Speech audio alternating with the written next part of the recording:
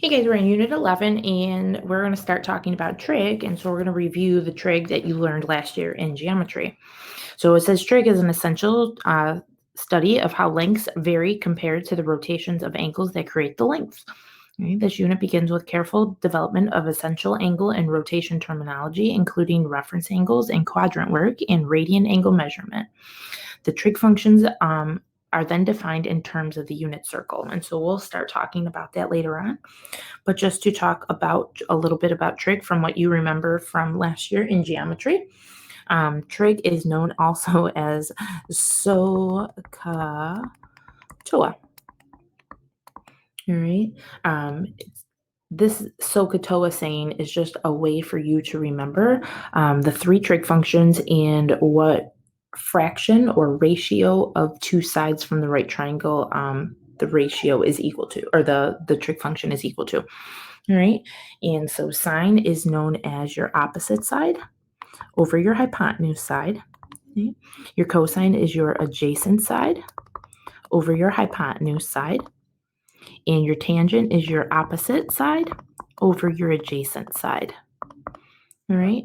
When you read from an angle, okay, in a right triangle, you always have to find the angle first, all right? And so notice this says sine theta, cosine theta, tangent theta. An angle always follows the trig function, always, always, always. You can never say sine equals, right? You have to say sine of an angle equals. And so our angle representation, which is known as this Greek letter called theta, the Greek symbol is used to represent an angle measure. All right. If we knew the number of degrees in that angle, then we would say sine of 47 degrees or sine of 22 degrees. Okay. But if we don't know the angle, then we use either the angle symbol or we use the Greek symbol for an angle measure. All right. Which is theta.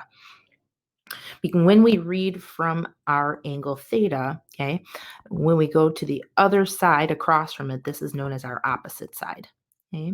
When we go to the side next to it, which is not the hypotenuse, that is called the adjacent side. Okay. And then clearly our hypotenuse always has to be the side across from the right angle. So that's our hypotenuse side. All right. And so hopefully SOHCAHTOA will help you remember what sides each trig function uses. Okay. I have another little saying that I used to use when I was in 8th grade. My teacher taught me, and it's some old horse. So if you can't remember how to spell SOHCAHTOA, maybe the saying will help you. Some old horse, sine equals opposite over hypotenuse. Okay. Caught another horse. So cosine of an angle is equal to adjacent over hypotenuse, okay? And then taking oats away. Tangent, opposite, adjacent. Okay, so hopefully that'll help you too. All right, here we go, guys. So in number 1 here, it says when the denominator of a fraction contains a radical, okay? We have to do something called rationalizing the fraction to get a real rational number. And we'll take care of that when it happens, and I'll show you it's not that hard. In number 1, it says using the triangle to the right, find each of the following trig ratios and rationalize any denominators if necessary. So remember, some old horse caught another horse, taking oats away. So when they ask us for sine theta, we have to realize we're looking for the opposite side and the hypotenuse side. We also have to realize that theta is the angle up here that we're reading from. And because it's up there, the 1 is my opposite side. The square root of 5 is across from the right angle. This is my hypotenuse side. And so we can go ahead and set up our sign. Sine theta equals our opposite side, which is 1, over our hypotenuse side, which is the square root of 5. And that would be fine, except when they said when the denominator of a fraction contains a radical, we must rationalize the fraction to get a real rational number. So right now, our denominator is irrational. So we're going to go ahead and rationalize it. Super easy. All we have to do is multiply by the square root of the number that is in the denominator. So we're going to go ahead and multiply the bottom by square root of 5. But that means rules of fractions, whatever you multiply the bottom by, you have to multiply the top by.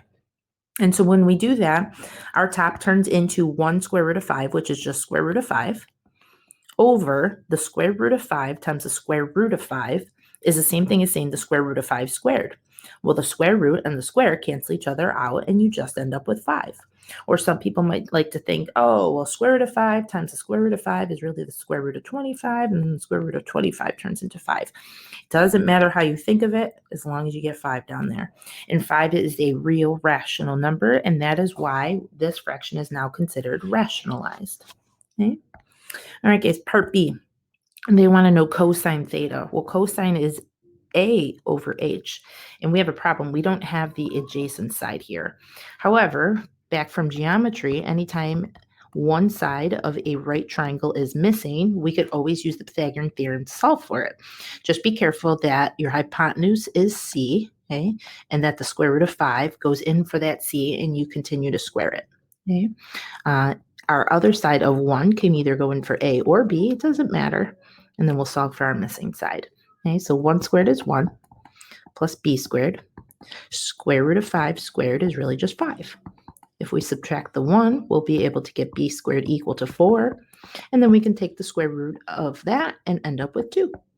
And so this side is no longer missing. So we can go ahead and get rid of our question mark. And we can replace that side now with a 2. Okay, and so now I can go ahead and do cosine. Cosine of my angle is equal to my adjacent piece, which is 2, over my hypotenuse piece, which is square root of 5. Again, we have that irrational denominator, so we're going to multiply by the square root of 5. And that's going to turn that into 2 square root of 5 on the top over 5 on the bottom. And there is my ratio. Okay. Last one up, tangent of theta is equal to my opposite piece over my adjacent piece. My opposite piece is 1, and my adjacent piece is 2. And that does not need any rationalizing because it already has a rational number in the denominator. All right, and there are my 3 trig ratios. Ta-da! All right, number 2. It says if sine of x is equal to the square root of 5 over 3, find the exact value of cosine of x. So anytime you do this, guys, just remember that sine is equal to your opposite over your hypotenuse in a right triangle. So we're going to go ahead and draw a right triangle. We're going to pick an angle. It doesn't matter to call x. Let's call this one x up here. And because this is sine of x equals, the square root of 5 is the opposite. So opposite from my x or my angle x is my opposite side, which is square root of 5. And 3 is my hypotenuse, so across from the right angle is my 3. They want us to find the value of cosine of x. Well, cosine is your adjacent over your hypotenuse piece, and we don't have an adjacent piece. All right, we only have our hypotenuse and our opposite. We know that this is our adjacent, but again, it's missing. So just like in the last question, we can go ahead and use a squared plus b squared equals c squared. Just be careful, 3 is the hypotenuse, has to go in for c. Square root of 5 can go in for a, and then we'll go ahead and solve for our last side. Okay? Square root of 5 squared is 5. 3 squared is 9. We're going to go ahead and subtract 5, and we end up with b squared equals 4. We'll take the square root, and b comes out to equal 2. And so now we can go ahead and get rid of our question mark here. It's no longer a question mark. We know that this side has to be 2. Okay? And now we can go ahead and say that cosine of x equals my adjacent piece, which is now 2, over my hypotenuse piece, which is 3. And there is my ratio. Okay? Let's go ahead and take a look at one more.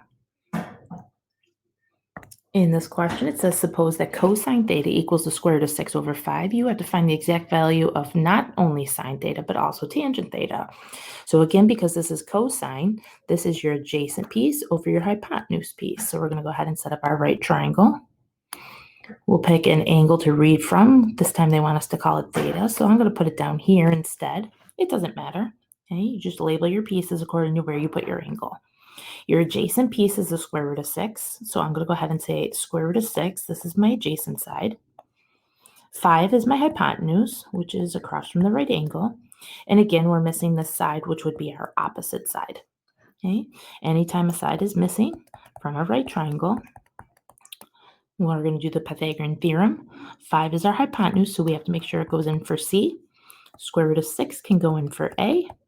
And we have a B squared left. Okay? Square root of 6 squared is 6 plus b squared equals 5 squared, which is 25. Okay. If we go ahead and subtract 6, we're left with b squared equals 19. Okay, and we'll take the square root and we'll say b equals the square root of 19. Okay, 19 is not perfect, nor can it go any lower. And now we can go back here and say that we have our missing side. So no longer a question mark. Okay, and we can go ahead and replace it with the square root of 19. All right, so now we can go ahead and hopefully answer our questions. They want to know sine theta. Well, sine is known as opposite over hypotenuse, and my opposite side is now the square root of 19 over my hypotenuse, which is 5. Okay? We don't need to rationalize there since our denominator is already rational. Okay? It is okay to have an irrational in the numerator, though. All right, tangent theta.